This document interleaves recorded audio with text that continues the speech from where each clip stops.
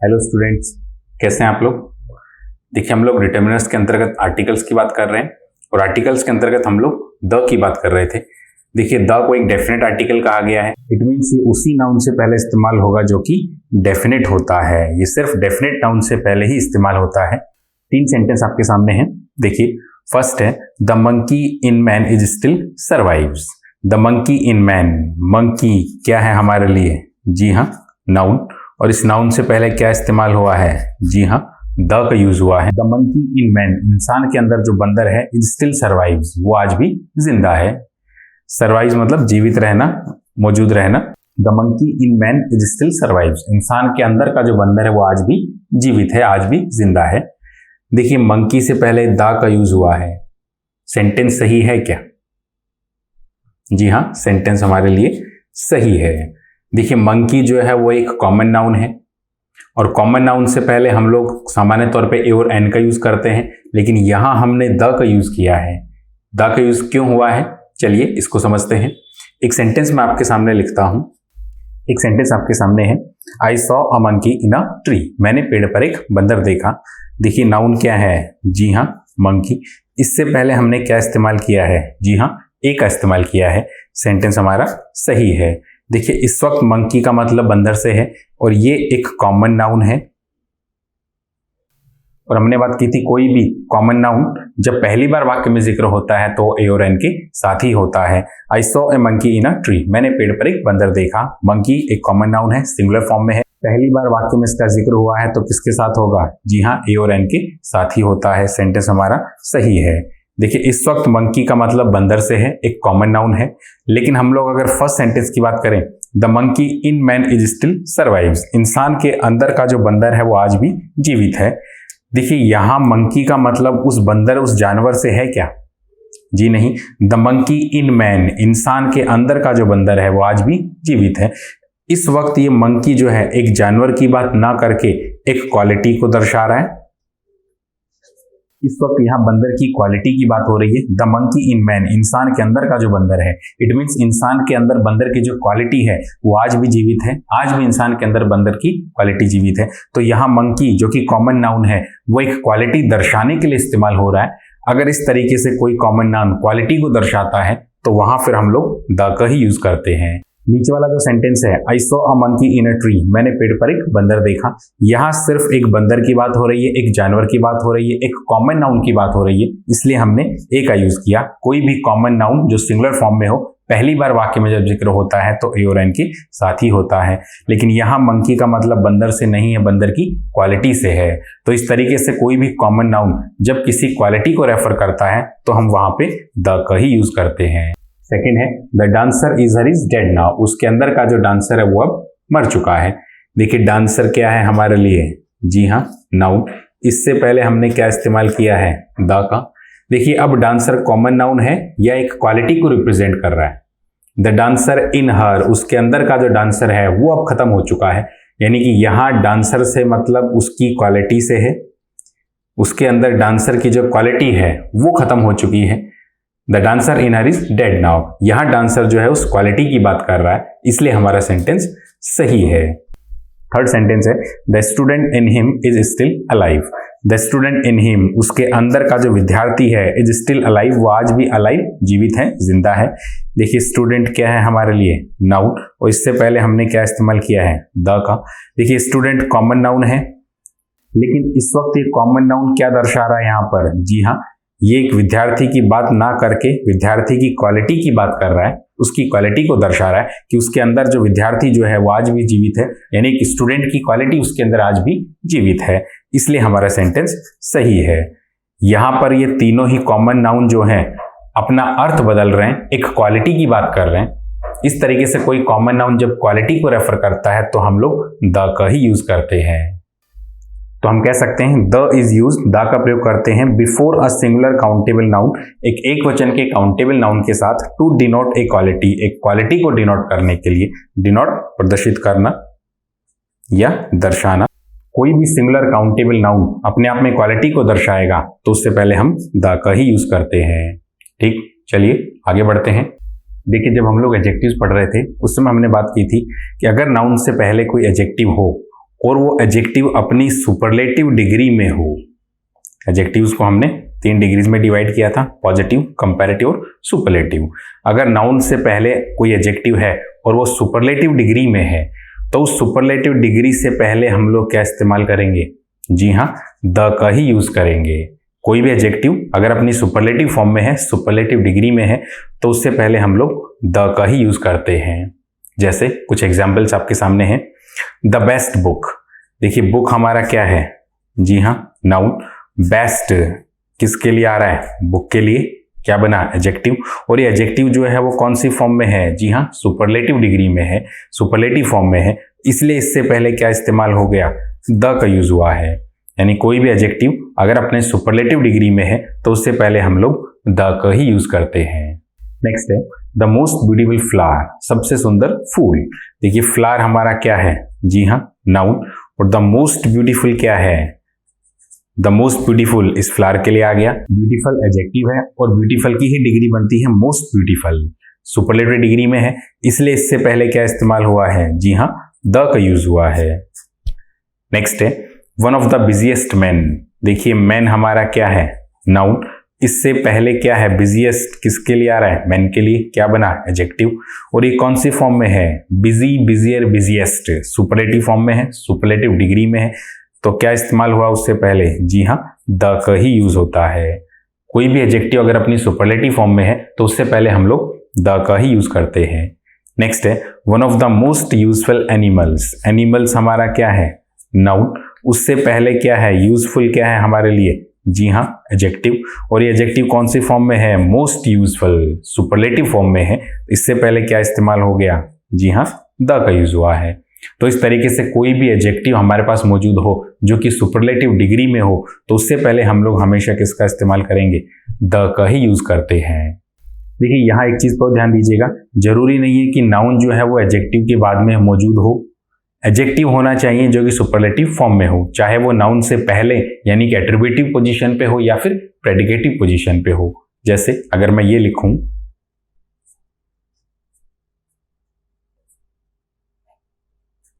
He is the best, ही क्या है हमारे लिए?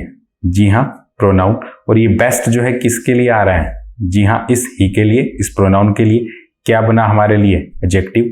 कौन सी फॉर्म में है? जी हाँ, सुपरलेटिव, इसलिए इससे पहले क्या इस्तेमाल हुआ है? द का यूज हुआ है। इस तरीके से नाउन का उसके साथ होना जरूरी नहीं है। देखिए हमने बात की थी एडजेक्टिव्स के अंतर्गत, एडजेक्टिव्स को हम लोग नाउन से पहले भी इस्तेमाल कर सकते हैं, यानी कि एट्रीब्यूटिव पोजीशन पे भी इस्तेमाल कर सकते हैं और प्रेडिकेटिव पोजीशन पे भी इस्तेमाल कर सकते हैं।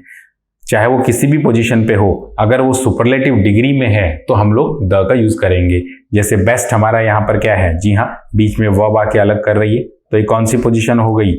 प्रेडिकेटिव पोजीशन, लेकिन सुपरलेटिव डिग्री में है, इसलिए इससे पहले क्या इस्तेमाल हुआ है? द का यूज हुआ है। तो हम कह सकते हैं कोई भी एडजेक्टिव अगर सुपरलेटिव डिग्री में है तो उससे पहले हम लोग द का ही यूज करते हैं। आगे बढ़ते हैं, 2 सेंटेंस और आपके सामने। फर्स्ट है he is my best friend, वो मेरा बेस्ट फ्रेंड है। देखिए नाउन क्या है? जी हाँ, फ्रेंड, ये हमारा नाउन है। इससे पहले क्या मौजूद है? जी हाँ, बेस्ट मौजूद है, एडजेक्टिव है, क्योंकि किसके लिए आ रहा है? फ्रेंड के लिए। और नाउन प्रोनाउन के लिए जो आता है वो एडजेक्टिव होता है। चेक कीजिए ये एडजेक्टिव की कौन सी फॉर्म है, कौन सी डिग्री है? जी हाँ, गुड, बेटर, बेस्ट, ये सुपरलेटिव डिग्री में है। और अभी हमने बात की थी कि कोई भी एडजेक्टिव जब अपनी सुपरलेटिव डिग्री में होता है तो उससे पहले क्या इस्तेमाल होगा? जी हाँ, द का ही यूज होता है। लेकिन यहां पर द का यूज है क्या? जी नहीं, यहां पर द का यूज नहीं है। सेंटेंस सही है क्या? जी हाँ, सेंटेंस हमारा सही है। देखिए सुपरलेटिव डिग्री से पहले हमेशा द का यूज होता है, लेकिन अगर कोई दूसरा डिटर्मिनर मौजूद ना हो तो यहां बेस्ट के साथ एक डिटर्मिनर मौजूद है, माय। ये माय किसके लिए आ रहा है? जी हाँ, फ्रेंड के लिए। He is my best friend. अगर बेस्ट नहीं होता तो ही इज माई फ्रेंड, तो माई किसके लिए आ रहा है? जी हाँ, इस फ्रेंड के लिए, इस नाउन के लिए। तो क्या बना? जी हाँ, डिटर्मिनर। हमने बात की थी ऐसे सारे एडजेक्टिव जिनकी डिग्री चेंज नहीं होती वो क्या कहलाते हैं? डिटर्मिनर ही कहलाते हैं। तो माई हमारा क्या हुआ? डिटर्मिनर। इस वक्त इस नाउन के साथ एडजेक्टिव मौजूद है, लेकिन उस एडजेक्टिव के साथ एक डिटर्मिनर भी मौजूद है। इस तरीके से अगर सुपरलेटिव डिग्री के साथ कोई डिटर्मिनर मौजूद होता है तो वहां पर हम लोग फिर द का प्रयोग नहीं करते, इसलिए हमारा सेंटेंस सही है। अगर यहाँ माई नहीं होता तो फिर हमें कहना पड़ता he is the best friend, तो हमें द का यूज करना ही पड़ता। लेकिन अगर कोई डिटर्मिनर मौजूद है उस सुपरलेटिव के साथ तो हम लोग वहां पर द का प्रयोग नहीं करते। सेकंड सेंटेंस देखिएगा, this is his oldest bike. देखिए बाइक हमारे लिए क्या है, जी हाँ नाउन। ओल्डेस्ट किसके लिए आ रहा है, बाइक के लिए, क्या बना एडजेक्टिव, और एडजेक्टिव की कौन सी डिग्री है, जी हाँ सुपरलेटिव। एडजेक्टिव की सुपरलेटिव डिग्री है। उससे पहले क्या मौजूद है, जी हाँ हिज, और हिज अपने आप में क्या है डिटर्मिनर, क्योंकि हिज किसके लिए आ रहा है, इस बाइक के लिए, और हिज की डिग्री चेंज होगी नहीं इसलिए क्या बना डिटर्मिनर। अब इस सुपरलेटिव डिग्री के साथ एक डिटर्मिनर मौजूद है। इस तरीके से जब कोई डिटर्मिनर सुपरलेटिव डिग्री के साथ आता है तो वहां पर हम लोग द का प्रयोग नहीं करते। सेंटेंस हमारा सही है। अगर हिज नहीं होता तो फिर हमें कहना पड़ता this is the oldest bike, लेकिन यहाँ सुपरलेटिव से पहले एक डिटर्मिनर मौजूद है, और जब डिटर्मिनर मौजूद होता है तो हम लोग द का प्रयोग नहीं करते। अब हम लोग बात करते हैं कंपैरेटिव डिग्री की। देखिए अभी हमने बात की थी सुपरलेटिव डिग्री की। सुपरलेटिव डिग्री से पहले हम हमेशा किसका प्रयोग करते हैं, द का यूज करते हैं। लेकिन कंपैरेटिव डिग्री के साथ द का प्रयोग हो सकता है क्या? देखिए कुछ सेंटेंस आपके सामने लिखता हूं, दो सेंटेंस आपके सामने हैं। फर्स्ट है she is taller than her sister, वो उसकी सिस्टर से ज्यादा लंबी है। देखिए टॉलर किसके लिए आ रहा है, जी हाँ शी के लिए, और शी क्या है हमारे लिए, जी हाँ प्रोनाउन, और नाउन प्रोनाउन के लिए जो शब्द आता है वो क्या कहलाता है एडजेक्टिव। अब ये एडजेक्टिव कौन सी फॉर्म में है, जी हाँ कंपैरेटिव डिग्री में है। टॉल टॉलर टॉलेस्ट होता है, तो टॉलर कौन सी डिग्री है, कंपैरेटिव डिग्री। और जब हम लोग एडजेक्टिव्स पढ़ रहे थे उस समय हमने बात की थी कंपैरेटिव डिग्री के साथ हम हमेशा किसका प्रयोग करते हैं, जी हाँ देन का यूज करते हैं। यहां पर देन मौजूद है, कंपैरेटिव डिग्री प्लस देन मौजूद है। देखिए सेंटेंस सही है क्या, जी हाँ यहां हमारा सेंटेंस सही है। हम सामान्य तौर पे कंपैरेटिव डिग्री से पहले द का प्रयोग नहीं करते। कंपैरेटिव डिग्री प्लस देन मौजूद है, हम लोग यहाँ पर द का प्रयोग नहीं करेंगे। सिर्फ सुपरलेटिव डिग्री के साथ ही हम लोग द का प्रयोग करते हैं। कंपैरेटिव के साथ हम लोग द का यूज नहीं करेंगे। सेकंड सेंटेंस है he is better than his brother, वो उसके भाई से ज्यादा अच्छा है। बेटर किसके लिए आ रहा है, जी हाँ ही के लिए, और ही क्या है हमारे लिए प्रोनाउन, क्या बना, जी हाँ एडजेक्टिव। कौन सी डिग्री में है, जी हाँ बेटर हमारा कंपैरेटिव डिग्री है, और कंपैरेटिव डिग्री के बाद क्या मौजूद है, जी हाँ देन मौजूद है। कंपैरेटिव डिग्री प्लस देन की संरचना बनती है। हमने एडजेक्टिव्स में बात की थी, कंपैरेटिव डिग्री प्लस देन की संरचना का हमने यूज किया था। देखिए ऐसी संरचना अगर आपके सामने बनती है, कंपैरेटिव डिग्री प्लस देन का जब यूज होता है तो इस कंपैरेटिव डिग्री से पहले हम लोग द का यूज नहीं करते। सेंटेंस हमारा सही है। एक सेंटेंस और लिखता हूं आपके सामने, एक सेंटेंस और है आपके सामने, he is the better of the two.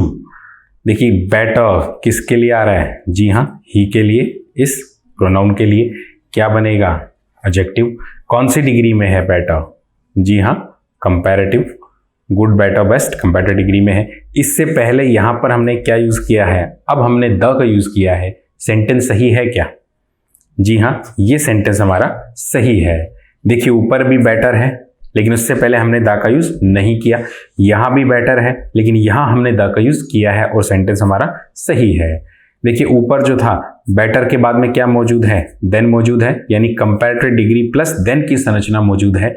अगर इस तरह की संरचना होती है, कंपैरेटिव डिग्री के बाद में अगर देन का यूज होता है, कंपैरेटिव डिग्री प्लस देन की संरचना है, तो उस केस में हम लोग कंपैरेटिव डिग्री से पहले द का यूज नहीं करते। लेकिन यहां गौर कीजिएगा बेटर के बाद में देन का यूज है क्या, जी नहीं, यहां पर कंपैरेटिव डिग्री के बाद में देन का यूज नहीं है। देन के स्थान पर यहां क्या है, जी हां ऑफ द टू का यूज हुआ है। अगर कंपैरेटिव डिग्री वाक्य में मौजूद है, देन का प्रयोग नहीं है, ऑफ द टू का अगर वाक्य में प्रयोग होता है तो उस केस में उस कंपैरेटिव डिग्री के साथ हम लोग द का प्रयोग करते हैं, इसलिए हमारा सेंटेंस सही है। अगर वाक्य में ऑफ द टू का प्रयोग होता है, देन का प्रयोग नहीं होता, तो वहां हम लोग कंपैरेटिव से पहले द का यूज करेंगे। अब ऑफ द टू का प्रयोग जो है वो वाक्य में शुरुआत में भी हो सकता है और अंत में भी हो सकता है। जरूरी नहीं है कि आप कंपैरेटिव डिग्री के तुरंत बाद ही इस्तेमाल करो। इस ऑफ द टू को आप शुरुआत में भी इस्तेमाल कर सकते थे, जैसे मैं ये भी कह सकता था, इसको इस तरीके से भी लिखा जा सकता है ऑफ द टू, दोनों में से ही इज द बेटर, वो अच्छा है। देखिए बेटर कौन सी डिग्री है, जी हाँ कंपैरेटिव। द का यूज होगा, क्यों? क्योंकि देन का यूज नहीं है। देन के स्थान पर क्या मौजूद है? ऑफ द टू का प्रयोग है। इस ऑफ द टू का स्थान जो है वो शुरू में भी हो सकता है और अंत में भी हो सकता है। ऑफ द टू अगर आ गया तो हम लोग कंपैरेटिव डिग्री से पहले द का ही यूज करते हैं। तो हम लोग कह सकते हैं the is used before adjectives in comparative degrees. ऐसे एडजेक्टिव्स जो कंपैरेटिव डिग्री में है उनसे पहले हम लोग द का प्रयोग कर सकते हैं। अगर वाक्य में क्या मौजूद है? ऑफ द टू मौजूद है, देन की संरचना मौजूद नहीं है, उसके स्थान पर ऑफ द टू मौजूद है, तो हम लोग द का प्रयोग कर सकते हैं कंपैरेटिव डिग्री से पहले। दो सेंटेंस आपके सामने और हैं। She is the taller of the two girls. दोनों लड़कियों में से वो लंबी है। देखिए टॉलर कौन सी डिग्री है? जी हाँ कंपैरेटिव डिग्री मौजूद है। इस कंपैरेटिव डिग्री के पश्चात देन मौजूद है क्या? जी नहीं। देन के स्थान पर क्या मौजूद है? ऑफ द टू मौजूद है। अगर ऑफ द टू का प्रयोग हो तो हम लोग कंपैरेटिव से पहले द का ही यूज करते हैं। सेंटेंस हमारा सही है। नेक्स्ट है he is the loser of the two boys. देखिए वापस से ऑफ द टू का प्रयोग हुआ है, उससे पहले क्या मौजूद है? जी हाँ लूजर एक कंपैरेटिव डिग्री मौजूद है। तो इससे पहले किसका इस्तेमाल हुआ है? जी हाँ द का ही यूज हुआ है। तो इस तरीके से अगर कंपैरेटिव डिग्री हो और ऑफ द टू का प्रयोग हो तो वहां पर हम लोग द का ही प्रयोग करते हैं। ठीक, चलिए आगे बढ़ते हैं। नेक्स्ट है, देखिए आपके सामने लिखा हुआ है the is used before ordinal numbers and only. देखिए द का प्रयोग जो है वो हम लोग ऑर्डिनल नंबर्स और ओनली के साथ भी करते हैं। देखिए ऑर्डिनल नंबर्स क्या होते हैं? देखिए हम लोगों ने एडजेक्टिव्स पढ़ा था। एडजेक्टिव्स क्या थे? जी हाँ एडजेक्टिव्स ऐसे शब्द थे जो नाउन या प्रोनाउन के लिए आते हैं। ऐसा शब्द जो नाउन या प्रोनाउन के लिए आता है वो हमारा क्या कहलाता है? एडजेक्टिव कहलाता है। अब एडजेक्टिव्स जो हैं वो संख्या को भी रिप्रेजेंट करते हैं। जैसे अगर मैं आपके सामने ये लिखूं 5 पर्सन, देखिए यहाँ नाउन क्या है? जी हाँ पर्सन हमारे लिए नाउन है और ये 5 जो है वो किसके लिए आया है? इस पर्सन के लिए, इस नाउन के लिए। तो क्या बना? एडजेक्टिव। अब ये एडजेक्टिव जो है एक संख्या को प्रदर्शित कर रहा है। तो इस तरीके से अगर कोई एडजेक्टिव संख्या को प्रदर्शित करता है तो उसे हम कहते हैं न्यूमरल एडजेक्टिव। उसको हम न्यूमरल एडजेक्टिव कह देते हैं। एडजेक्टिव ऑफ नंबर भी आप कह सकते हो और न्यूमरल एडजेक्टिव भी कह सकते हो, क्योंकि ये संख्या का बोध कराते हैं, नंबर्स का बोध कराते हैं, इसलिए इन्हें एडजेक्टिव ऑफ नंबर या फिर न्यूमरल एडजेक्टिव्स कह देते हैं। ये न्यूमरल एडजेक्टिव्स जो हैं दो प्रकार के होते हैं, दो भागों में इन्हें बांटा जाता है। एक होता है कार्डिनल नंबर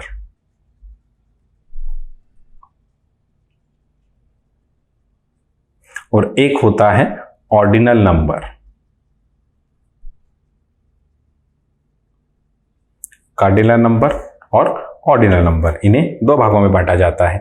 देखिए कार्डिनल नंबर्स होते हैं 1 2 3 4 5 6 7 8, ये हमारे कार्डिनल नंबर्स कहलाते हैं। और ऑर्डिनल नंबर्स होते हैं जो क्रम में होते हैं, ऑर्डर से रखे होते हैं।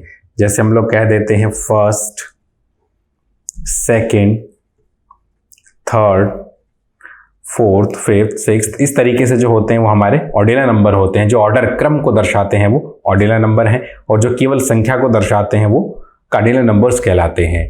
अब दा का जो प्रयोग है वो ऑर्डिनल नंबर्स के साथ होता है। कार्डिनल नंबर्स के साथ हम लोग दा का प्रयोग नहीं करते, लेकिन एडजेक्टिव जो है अपने ऑर्डिनल नंबर्स की फॉर्म में है, यानी ऑर्डिनल नंबर वाला एडजेक्टिव आपके पास मौजूद है तो हम लोग वहां दा का प्रयोग करते हैं। जैसे कुछ एग्जाम्पल्स आपके सामने हैं। द फर्स्ट प्राइज, देखिए नाउन क्या है? जी हाँ प्राइज, ये हमारा नाउन है। फर्स्ट प्राइज, ये फर्स्ट किसके लिए आया है? जी हाँ इस प्राइज नाउन के लिए। क्या बनेगा? एडजेक्टिव। फर्स्ट, अब ये संख्या को रिप्रेजेंट कर रहा है इसलिए एडजेक्टिव ऑफ नंबर या न्यूमरल एडजेक्टिव कहलाएगा। अब ये कौन सा नंबर है? कार्डिनल नंबर है, ऑर्डिनल नंबर है। देखिए फर्स्ट, सेकंड, थर्ड, फोर्थ, ये ऑर्डिनल नंबर कहलाते हैं। इस तरीके से अगर कोई ऑर्डिनल नंबर मौजूद हो तो उससे पहले हम लोग क्या इस्तेमाल करेंगे? द का ही यूज करते हैं। अगर कोई एडजेक्टिव अपने ऑर्डिनल नंबर में है तो वहां पर हम लोग द का ही यूज करते हैं। नेक्स्ट है द सेकंड सन। देखिए सन हमारा क्या है? नाउन। उससे पहले क्या मौजूद है? सेकंड मौजूद है, एडजेक्टिव मौजूद है और ये ऑर्डिनल फॉर्म में है, ऑर्डिनल नंबर है। और ऑर्डिनल नंबर से पहले हम लोग क्या इस्तेमाल करते हैं? द का ही प्रयोग करते हैं। यहां भी सही है। नेक्स्ट है द ओनली सन। देखिए सन क्या है? हमारा नाउन। ओनली किसके लिए आ रहा है? जी हाँ इस सन के लिए क्या बनेगा? एडजेक्टिव। ओनली सन, एकमात्र पुत्र। देखिए ओनली जो है ये उस नाउन को डेफिनिट बना देता है। कई बार ओनली का प्रयोग जो है वो उस नाउन को डेफिनिट बना देता है, एकमात्र का अर्थ देकर के उसे डेफिनिट बना देता है। तो उस केस में भी हम लोग क्या करेंगे, द का ही यूज करेंगे। द ओनली होप, होप हमारा क्या है, नाउन। द ओनली होप, एकमात्र उम्मीद, एकमात्र यही है, कोई दूसरा रास्ता नहीं है। तो ओनली जो है वो नाउन को डेफिनिट बनाने का काम करता है, इसलिए हम अक्सर ओनली के साथ द का प्रयोग कर देते हैं। ऊपर यही चीज लिखी हुई है कि द इज यूज, द का प्रयोग करते हैं before ordinal numbers, ordinal numbers के साथ एंड ओनली के साथ। ठीक, चलिए आगे बढ़ते हैं। कुछ एग्जांपल्स आपके सामने हैं। फर्स्ट है एवरेस्ट। देखिए एवरेस्ट से पहले खालिस्तान है, क्या लगाऊं, कौन सा आर्टिकल का यूज होगा। देखिए काफी स्टूडेंट्स को लगता है कि एवरेस्ट से पहले हम लोग दा का यूज करेंगे, लेकिन यहां दा का यूज नहीं होगा। एवरेस्ट अपने से पहले दा का यूज नहीं लेता, ये कोई भी आर्टिकल अपने से पहले नहीं लेता। क्यों नहीं लेता, हम लोग अभी बात करेंगे इसकी। नेक्स्ट है कैलाश। कैलाश से पहले क्या इस्तेमाल होगा, जी हाँ, कैलाश पर्वत जो है क्या इस्तेमाल करेंगे। देखिए यहां भी हम लोग कुछ भी इस्तेमाल नहीं करते। नेक्स्ट है कंचनजंगा, चोटी का नाम है, एक शिखर का नाम है, दा का यूज कर सकते हैं क्या, जी नहीं, यहां भी हम लोग इस्तेमाल नहीं कर सकते। नेक्स्ट है माउंट ब्लैक, यहां भी हम लोग कुछ भी इस्तेमाल नहीं करेंगे। ओलंपस, यहां भी हम लोग इस्तेमाल नहीं करेंगे। स्नोडन, यहां भी हम लोग कुछ भी इस्तेमाल नहीं करेंगे। माउंट आबू, और यहां भी हम लोग इस्तेमाल नहीं करेंगे। देखिए हमें लगता है कि यहां दा का यूज होगा, लेकिन यहां दा का यूज नहीं होगा। क्यों नहीं होगा, देखिए किसी भी चोटी का नाम हो या किसी पर्वत का नाम हो तो वहां हम लोग दा का यूज नहीं करते, वहां दा का यूज नहीं होता। दा का प्रयोग केवल पर्वत श्रेणियों से पहले होता है, पर्वतों की श्रृंखला के साथ होता है। सिंगल चोटी हो या कोई सिंगल पर्वत हो, वहां हम लोग दा का प्रयोग नहीं कर सकते, इसलिए यहां पर दा का यूज नहीं हुआ। ऊपर लिखा हुआ है द इज नॉट यूज्ड, दा का प्रयोग नहीं करते बिफोर द फॉलोइंग पीक्स और माउंटेन्स। पीक्स पर्वतों की चोटी या शिखर, पीक्स कहलाते हैं, माउंटेन्स पर्वत। नीचे जितने भी नाउन हैं ये पर्वतों की चोटी है या पर्वतों के नाम है, इसलिए यहां पर हम लोग दा का प्रयोग नहीं करेंगे। किसी भी चोटी के नाम से पहले या पर्वत के नाम से पहले हम लोग दा का प्रयोग नहीं करते। दा का प्रयोग सिर्फ पर्वतों की श्रृंखला के नाम से पहले होगा। जैसे आपके सामने है द हिमालयाज। देखिए हिमालयाज जो क्या है, एक सिंगल पर्वत है, अकेला पर्वत है या पर्वतमाला है। जी हाँ, दूर दूर तक फैली हुई पर्वत श्रेणी है, एक पर्वतमाला है, इसलिए हम यहाँ दा का प्रयोग कर सकते हैं। नेक्स्ट है आल्प्स। देखिए आल्प्स जो है ये भी एक पर्वत श्रृंखला है, कई पर्वत इसका हिस्सा है, ये एक पर्वत श्रेणी है, इसलिए हम यहाँ पर दा का प्रयोग कर सकते हैं। एंडीज, ये भी एक पर्वत श्रेणी है, पर्वतमाला है, यहाँ हम लोग दा का प्रयोग कर सकते हैं। अरावली, ये भी पर्वतमाला है, यहाँ भी हम लोग दा का प्रयोग कर सकते हैं। देखिए काफी बार इसको अरावलीज भी लिखा जाता है, अक्सर इसको अरावलीज ही लिखते हैं। जितनी भी ये पर्वत श्रृंखलाएं हैं वो अक्सर जो है प्लूरल फॉर्म में ही होती है, क्योंकि ये पर्वतों की एक श्रृंखला है, कई पर्वत इसका हिस्सा है, इसलिए ये प्लूरल फॉर्म में ही चलती है, इसलिए इनसे पहले हम लोग दा का प्रयोग करेंगे। नेक्स्ट है खांसी हिल्स, खांसी की पहाड़ियां। देखिए पर्वत श्रृंखला है, काफी दूर तक फैली हुई, इसलिए हम लोग दा का यूज करते हैं। विंध्याज, देखिए विंध्याचल पर्वत श्रेणियां काफी दूर दूर तक फैली हुई पर्वत श्रृंखलाएं हैं, इसलिए हम लोग दा का यूज करते हैं। किसी भी अकेले पर्वत या अकेली चोटी के नाम के साथ हम लोग दा का प्रयोग नहीं करते, केवल पर्वतों की श्रृंखला के साथ ही हम लोग दा का प्रयोग करते हैं। तो हम लोग कह सकते हैं the is used before the names of range of mountains. देखिए रेंज का मतलब होता है श्रेणी, पर्वतों की कोई श्रेणी हो या फिर पहाड़ियों की कोई श्रेणी हो, श्रृंखला हो, केवल वहीं पर हम लोग दा का प्रयोग करेंगे। किसी भी सिंगल पीक या सिंगल माउंटेन्स के साथ हम लोग दा का यूज नहीं करेंगे, केवल रेंज ऑफ माउंटेन्स हो या रेंज ऑफ हिल्स हो, वहीं हम लोग आर्टिकल का प्रयोग करेंगे, वहीं हम लोग दा का प्रयोग करते हैं।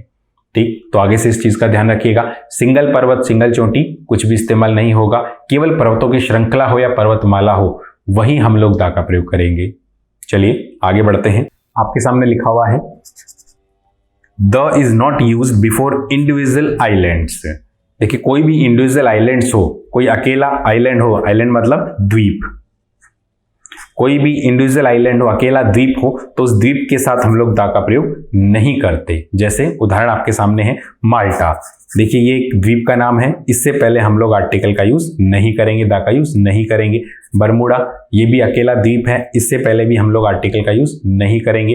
आयरलैंड, यहां भी आर्टिकल का यूज नहीं होगा। सिसिली, ये भी एक द्वीप है, इससे पहले भी हम आर्टिकल का यूज नहीं करेंगे। श्रीलंका भी एक द्वीप है, इससे पहले भी हम लोग आर्टिकल का यूज नहीं करेंगे। तो इस तरह से कोई भी सिंगल आइलैंड हो, इंडिविजुअल आइलैंड आपके सामने हो, तो उसके नाम के साथ हम लोग द का यूज नहीं करते। लेकिन अगर द्वीपों की कोई श्रृंखला हो, ग्रुप ऑफ आइलैंड्स अगर आपके सामने हो, ग्रुप ऑफ आइलैंड्स अगर हो, तो ग्रुप ऑफ आइलैंड्स अगर है तो वहां हम लोग द का यूज कर सकते हैं। जैसे कुछ उदाहरण हम लोग देखते हैं। आपके सामने लिखा हुआ है the is use before names of groups of islands. The का प्रयोग करते हैं ग्रुप्स ऑफ आइलैंड्स के सामने, यानी कि द्वीपों का समूह अगर है आपके सामने, कोई जगह द्वीपों का समूह है, द्वीपों के समूह को दर्शाती है, तो वहां हम लोग द का यूज कर सकते हैं। जैसे द अंडमान, देखिए अंडमान निकोबार द्वीप समूह है, ग्रुप ऑफ आइलैंड्स है, इसलिए हम लोग द का यूज कर सकते हैं। द वेस्ट इंडीज, देखिए वेस्ट इंडीज जो है ये द्वीपों का समूह है, काफी सारे द्वीप मिलकर के वेस्ट इंडीज बनते हैं, इसलिए हम लोग द का यूज कर सकते हैं। मालदीव्स, देखिए मालदीव्स भी द्वीपों का एक समूह है, इसलिए यहां भी हम द का प्रयोग कर सकते हैं। तो सिंगल आइलैंड, इंडिविजुअल आइलैंड के साथ हम लोग द का यूज नहीं करेंगे, लेकिन अगर कोई जगह द्वीपों का समूह को दर्शाती है, द्वीपों का समूह है, ग्रुप ऑफ आइलैंड्स है, तो वहां हम लोग द का प्रयोग कर सकते हैं। ठीक है, चलिए आगे बढ़ते हैं। नेक्स्ट आपके सामने लिखा हुआ है the is used before names of gulfs, canals, seas and oceans. देखिए द का जो यूज है वो हम लोग कर सकते हैं before the names of gulfs. देखिए गल्फ्स का मतलब होता है खाड़ी, खाड़ियों के नाम से पहले भी हम द का प्रयोग कर सकते हैं। कैनाल्स, कैनाल्स मतलब नहरें, नहरों के नाम के साथ भी हम लोग द का यूज करते हैं। सीज, सागर या समंदर आप जिनको कह देते हो, एंड ओशियंस, महासागर, इन सब के नाम के साथ हम लोग द का ही यूज करते हैं। The is used before the names of gulfs, canals, seas and oceans. Examples आपके सामने हैं। फर्स्ट है द अटलांटिक। देखिए अटलांटिक एक महासागर का नाम है, नेम ऑफ ओशियन है, इसलिए हमने क्या यूज किया, द का। द पैसिफिक, पैसिफिक प्रशांत महासागर आप हिंदी में कह देते हो, नेम ऑफ ओशियन है, इसलिए क्या यूज होगा, जी हाँ द का। द इंडियन ओशियन, हिंद महासागर, द का ही यूज होगा। द स्वेज कैनाल, स्वेज नहर जिसको आप कह देते हो, नहरों के नाम के साथ भी हम लोग क्या इस्तेमाल करते हैं, जी हाँ द का ही यूज करते हैं। तो कोई भी खाड़ी का नाम हो, नहर का नाम हो, सागर का नाम हो या महासागर का नाम हो, हम लोग वहां पर द का ही यूज करते हैं। ठीक, आगे बढ़ते हैं। देखिए अभी हमने नेम ऑफ गल्फ्स की बात की, कैनाल्स की बात की, सीज की बात की, ओशियंस की बात की, उसके अलावा हम लोग द का प्रयोग कर सकते हैं नेम ऑफ रिवर्स, नदियों के नाम के साथ, चैनल्स, पानी के जो चैनल्स हैं उनके साथ, होली या ग्रेट बुक्स, पवित्र या महान किताबें जो हैं उनके साथ, और न्यूज़पेपर्स के साथ, किसी भी न्यूज़पेपर के नाम के साथ हमेशा द का ही यूज करेंगे। The is used before names of reverse, channels, Holi और ग्रेट बुक्स और न्यूज़पेपर्स। कुछ एग्जांपल्स आपके सामने हैं। गैंग्स, देखिए गंगा नदी को इंग्लिश में गैंग्स भी लिखा जाता है, आप इसको गंगा भी लिख सकते हो और इंग्लिश में गैंग्स भी लिखा जाता है। तो नदियों और नहरों के नाम के साथ हम लोग क्या इस्तेमाल करेंगे, द का ही यूज होता है। द टेम्स, टेम्स नदी का नाम है, लंदन जिस नदी के किनारे बसा हुआ है वो टेम्स नदी है, नदी के नाम से पहले हम लोग द का यूज करेंगे, नेम्स ऑफ रिवर्स। द नील, ये भी क्या है, नेम ऑफ अ रिवर है, इसलिए द नील। द बाइबल, देखिए होली और ग्रेट बुक्स, कुछ पवित्र किताबें या महान किताबें जो हैं उनसे पहले भी हम लोग द का यूज करेंगे। द बाइबल हो, द गीता हो या फिर द रामायण हो, सब में हम द का ही यूज करते हैं। उसके अलावा हमने बात की थी नेम्स ऑफ न्यूज़पेपर्स, न्यूज़पेपर्स के नाम के साथ भी हम लोग द का यूज करते हैं। जैसे द हिंदुस्तान टाइम्स, अखबार का नाम है इसलिए द का यूज हुआ। द टाइम्स ऑफ इंडिया या फिर द न्यूयॉर्क टाइम्स, कोई भी न्यूज़पेपर का नाम हो या इंग्लिश की मैगजीन का नाम हो, हमेशा उसके साथ द का ही यूज होगा। आगे बढ़ते हैं। देखिए आपके सामने लिखा हुआ है the is used before names of inventions. देखिए इन्वेंशंस के नाम के साथ भी हम लोग द का यूज करते हैं। इन्वेंशंस मतलब आविष्कार, किसी भी आविष्कार के नाम के सामने हम लोग द का ही यूज करेंगे। यूनिक थिंग्स, देखिए यूनिक थिंग्स के साथ भी हम लोग द का यूज करते हैं। यूनिक मतलब अद्वितीय, अनूठी, ऐसी चीजें जो संसार में अद्वितीय हैं, अनूठी हैं, उनसे पहले हम लोग द का ही यूज करेंगे। The parts of one's body and articles of clothing, किसी के शरीर के किसी विशेष हिस्से की बात करें या कपड़ों के किसी विशेष हिस्से की बात करें, वहां भी हम लोग द का ही यूज करते हैं। कुछ एग्जाम्पल्स आपके सामने हैं। The telephone was invented by Graham Bell, telephone का आविष्कार ग्राहम बेल के द्वारा किया गया था। देखिए इस वक्त टेलीफोन क्या है, नाउन है, लेकिन इस वक्त ये एक इन्वेंशन को रिप्रेजेंट कर रहा है, ये एक आविष्कार की बात हो रही है, इसलिए हमने क्या इस्तेमाल किया है, इससे पहले द का ही यूज किया है। टेलीफोन इस समय एक आविष्कार बनकर इस्तेमाल हुआ है, लेकिन अगर ये आविष्कार के तौर पर इस्तेमाल ना होकर के एक सामान्य वस्तु के तौर पर इस्तेमाल होगा तो उस जगह हम लोग द का प्रयोग नहीं करेंगे। जैसे अगर मैं ये कहूं आपके सामने, आई हैव अ टेलीफोन, देखिए टेलीफोन यहां पर क्या है, जी हाँ नाउन, लेकिन यहां हमने द का यूज नहीं किया। क्यों? क्योंकि इस वक्त टेलीफोन एक सामान्य वस्तु बनकर इस्तेमाल हो रहा है, एक जनरल ऑब्जेक्ट बनकर इस्तेमाल हुआ है, सामान्य वस्तु के तौर पर इस्तेमाल हुआ है, और कोई भी सामान्य वस्तु, सामान्य नाउन पहली बार जिक्र होता है तो ए और एन के साथ ही होता है। तो सामान्य तौर पर जब वो इस्तेमाल होंगे तो वहां हम द का प्रयोग नहीं करेंगे, लेकिन अगर वो आविष्कार के तौर पर इस्तेमाल होंगे, एक आविष्कार का नाम बनकर इस्तेमाल होंगे, तो हम लोग द का प्रयोग करेंगे। जैसा इस वाक्य में है, the telephone was invented by Graham Bell, यहाँ टेलीफोन एक वस्तु ना होकर के टेलीफोन के आविष्कार की बात हो रही है, इसलिए हमने द का यूज किया। नेक्स्ट है, the wheel was invented a very long time ago, पहिए का आविष्कार वेरी लॉन्ग टाइम अगो, काफी लंबे समय पहले ही हो गया था। देखिए व्हील, अब यहाँ किसी एक पहिए की बात हो रही है, पहिए के आविष्कार की बात हो रही है, जी हाँ आविष्कार की बात हो रही है, नेम ऑफ इन्वेंशन है, इसलिए हमने क्या इस्तेमाल किया, द का यूज किया। और अगर सामान्य ऑब्जेक्ट के तौर पर होता तो हम लोग द का प्रयोग नहीं कर सकते थे। नेक्स्ट है, the steam engine was invented by James Watt, देखिए द स्टीम इंजन, उससे पहले क्या लग रहा है, जी हाँ द का प्रयोग हुआ है। यहाँ किसी एक भाप के इंजन की बात ना करके भाप के इंजन के आविष्कार की बात हो रही है। The steam engine, steam engine जो था was invented by James Watt, James Watt के द्वारा उसका आविष्कार किया गया था। तो यहाँ नेम ऑफ इन्वेंशन होने की वजह से हमने द का यूज किया है। नेक्स्ट है, the sky, the moon, the world, the universe, ये सब यूनिक थिंग्स कहलाती हैं, अनूठी, अद्वितीय, जो संसार में सबसे अलग हैं वो यूनिक थिंग्स कहलाती हैं। तो इन यूनिक थिंग्स के साथ भी हम लोग द का ही यूज करेंगे। जैसे द स्काई हुआ, द मून हुआ, द वर्ल्ड हुआ, द यूनिवर्स मतलब ब्रह्मांड, यहाँ सबके साथ द का ही यूज होगा क्योंकि ये यूनिक थिंग्स कहलाती है। नेक्स्ट है, the stone hit him on the shoulder, देखिए पत्थर जो था उसके शोल्डर पे लगा। शोल्डर हमारा क्या है, नाउन, लेकिन ये पार्ट्स ऑफ वंस बॉडी है, किसी के शरीर का एक हिस्से की बात करते हैं तो भी हम लोग द का ही यूज करते हैं, इसलिए शोल्डर से पहले क्या इस्तेमाल हुआ है, द का ही यूज हुआ है। नेक्स्ट है, I held him by the tie या बाय द कॉलर, देखिए हमने बात की थी आर्टिकल्स ऑफ क्लोथिंग, कपड़ों के भी किसी विशेष हिस्से की बात करेंगे तो भी हम लोग द का ही यूज करते हैं। आई हेल्ड हिम, मैंने उसको पकड़ा था, बाय द टाई, टाई से, या फिर बाय द कॉलर, कॉलर से। तो टाई या कॉलर आपके लिए क्या है, आर्टिकल ऑफ क्लोथिंग है, कपड़ों के किसी विशेष हिस्से की बात करेंगे तो भी हम लोग द का ही प्रयोग करते हैं। तो द का प्रयोग जो है वो नेम ऑफ इन्वेंशंस के साथ, यूनिक थिंग्स के साथ, parts of one's body and articles of clothing के साथ भी हम लोग कर सकते हैं। तो ये आपका द का इस्तेमाल है, ठीक है।